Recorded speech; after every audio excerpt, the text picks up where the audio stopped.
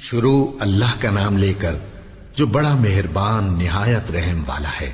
وہ قادر مطلق جو ہر خامی سے پاک ہے، ایک رات اپنے بندے کو مسجد حرام یعنی خانہ کعبہ سے مسجد اقصی یعنی بیت المقدس تک، جس کے چاروں طرف ہم نے برکتیں رکھی ہیں، لے گیا تاکہ ہم اسے اپنی قدرت کی نشانیاں دکھائیں۔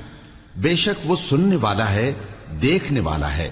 اور ہم نے موسیٰ کو کتاب عنایت کی تھی اور اس کو بنی اسرائیل کے لیے رہنما مقرر کیا تھا کہ میرے سوا کسی کو کارساز نہ ٹھہرانا۔ اے ان لوگوں کی اولاد جن کو ہم نے نوح کے ساتھ کشتی میں سوار کیا تھا، بے شک نوح ہمارے شکر گزار بندے تھے۔ اور ہم نے کتاب میں بنی اسرائیل سے کہہ دیا تھا کہ تم زمین میں 2 دفعہ فساد مچاؤ گے اور بڑی سرکشی کرو گے۔